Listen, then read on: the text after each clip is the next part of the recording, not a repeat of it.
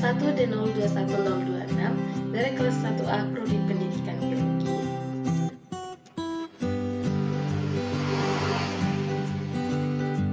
Dengan dosen pengampu yaitu Bapak Dr. Muhammad Kristiawan MPD.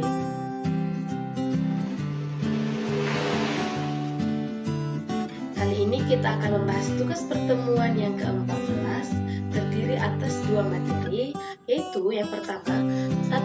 Politik pemerintah terhadap pendidikan Indonesia. Yang kedua, peranan pendidikan dalam menumbuhkan kecerdasan emosional. Kita membahas satu persatu ya. Yang pertama, politik pemerintah terhadap pendidikan Indonesia. Pendidikan adalah upaya utama dalam rangka mengembangkan potensi peserta didik agar dapat menjadi nyata dan tidak hanya bermanfaat bagi kehidupannya, tapi juga bagi banyak orang. Pendidikan merupakan bagian dari kebutuhan yang paling mendasar bagi manusia yang terus terpenuhi. Maka, kunci keberhasilan pendidikan adalah dengan kebijakan-kebijakan strategis pemerintah dalam bidang pendidikan. Politik pada pendidikan yang diharapkan tentunya berpihak pada rakyat kecil atau miskin. Karena hingga hari ini, masih banyak orang tua yang belum mampu untuk menyekolahkan anak-anaknya, bahkan pada tingkat dasar sekalipun. Dengan melihat kondisi yang seperti ini, bagaimana mungkin bangsa ini bisa berdiri sejajar dengan bangsa-bangsa di luar yang kualitas pendidikan dan sumber daya manusianya itu sudah lebih maju? Dalam konteks politik lebih khususnya, dengan kondisi pendidikan yang seperti itu, bagaimana mungkin agenda pendidikan dan politik bisa dilaksanakan dengan lancar dan bisa menghasilkan kualitas budaya politik yang diharapkan bagi banyak orang.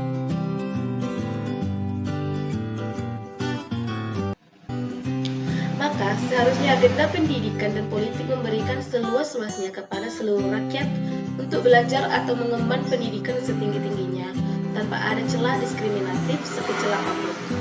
Menyoroti kondisi saat ini, kenyataan politik dan pendidikan yang ada di negara kita bisa dikatakan belum sepenuhnya merdeka. Hal itu bisa kita lihat dari komitmen pemerintah yang masih rendah dalam mewujudkan akses dan pemerataan pendidikan dasar yang bebas akan biaya, kurangnya penghargaan terhadap profesionalisme dan juga kesejahteraan tenaga pengajar, rendahnya mutu dan juga daya saing pendidikan, upaya otonomi pendidikan yang masih simpang siur, dan lain sebagainya. Sampai saat ini, negara kita masih dihadapkan pada tantangan besar untuk mencerdaskan anak bangsa. Hal itu dipengaruhi karena masih terjadi kesenjangan partisipasi pendidikan antara penduduk miskin dan penduduk kaya. Maka dari itu, pemerintah mengeluarkan kebijakan adanya bantuan operasional sekolah atau BOS. Meskipun pemerintah telah menyediakan bantuan tersebut untuk jenjang pendidikan dasar, masih ditemukan adanya beberapa sekolah yang masih menarik berbagai macam iuran, sehingga hal tersebut memberatkan orang tua murid, terutama bagi keluarga yang kurang mampu. Maka dari itu, pemerintah harus membuat kebijakan yang dapat menghantarkan pendidikan Indonesia itu untuk lebih terarah, diantaranya dengan cara 1. Menyelenggarakan pendidikan yang demokratis dan berkeadilan, dalam kata lain pemerataan pendidikan.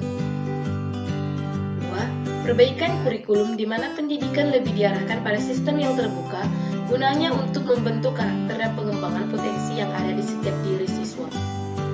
Yang ketiga, optimalisasi penggunaan anggaran pendidikan yang diterima sebesar 20% dari APBN yang telah diamanahkan di Undang-Undang Dasar pada tahun 1945 pasal 31 ayat yang keempat. 4. Membebaskan biaya pendidikan di jenjang pendidikan dasar dan juga menengah dengan komitmen kuat dari pemerintah untuk membebaskan peserta didik yang bersifat iuran fasilitas sekolah dan lainnya. 5. Pemerintah baik pusat maupun daerah harus menyediakan sarana dan prasarana yang memadai khususnya untuk sekolah yang berada di daerah terpencil, gunanya untuk mempermudah dalam mengakses proses pembelajaran dalam menunjang proses pembelajaran yang efektif dan efisien. 2. Peran pendidikan dalam menumbuhkan kecerdasan emosional. Kecerdasan emosional penting ditanamkan pada siswa karena pada kecerdasan emosional yang berperan adalah hati. Hati mengaktifkan nilai-nilai yang paling dalam, mengubahnya dari sesuatu yang dipikir menjadi sesuatu yang dijalani. Hati mengetahui hal-hal yang dapat atau tidak dapat diketahui oleh pikiran. hati adalah sumber keberanian dan semangat, integritas dan komitmen. Jelasnya, kecerdasan emosional itu menuntut kemampuan untuk mengenali, mengelola, dan mengekspresikan dengan tepat, termasuk untuk memotivasi diri sendiri, mengenali emosi orang lain, serta membina hubungan dengan orang lain. Untuk dapat menumbuhkan kecerdasan emosional yang bagus pada siswa, perlulah peran serta lembaga pendidikan. Sekolah dituntut untuk memainkan peran dan tanggung jawabnya untuk menanamkan dan mengembangkan nilai-nilai yang baik dan membantu para siswa membentuk dan membangun karakter mereka dengan nilai-nilai yang baik. Dalam hal ini, pendidikan mengajukan adanya pendidikan karakter yang diarahkan untuk memberikan tekanan pada nilai-nilai tertentu seperti rasa hormat, tanggung jawab, jujur, peduli, dan adil, serta membantu siswa untuk memahami, memperhatikan, dan melakukan nilai-nilai tersebut dalam kehidupan mereka sendiri. Dalam membentuk kecerdasan emosional seseorang, maka pendidikan berperan sebagai pendidikan nilai.